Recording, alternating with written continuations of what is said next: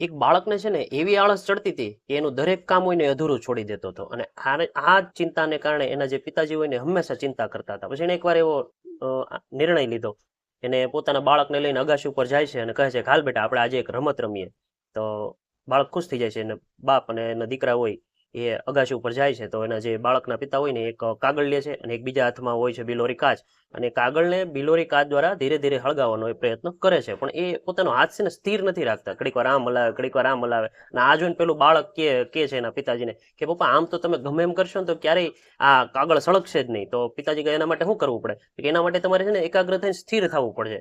તો આ વાત એના પિતાજીએ પકડી લીધી અને તરત એને કીધું કે બેટા હું પણ તને એમ જ કહેવા માંગુ, તું પણ દરેક કામ જ્યારે અધૂરા છોડી દેશે ને એ દરેક કામને પૂરા કરવા માટે તારે પણ હંમેશા એકાગ્ર થઈ અને સ્થિર થવું પડશે. બાળક છે ને પિતાજીની વાત સમજી ગયો અને ધીરે ધીરે કરી પોતાની જે આદતમાં સુધારો લાવી અને દરેક કામ હવે પૂરા કરવા માંડ્યો. મિત્રો, કહેવાનો ભાવાર્થ એ છે કે જો દરેક વ્યક્તિ એકાગ્ર થઈ અને કાર્ય કરે છે ને તો મોટા ભાગની સફળતા એને દરેક કાર્યમાં મળી જાય છે. તો મિત્રો, ફરી પાછા મળશું આવી સરસ, સારી અને સુંદર વાતો સાથે. જય માતાજી, જય શ્રી કૃષ્ણ.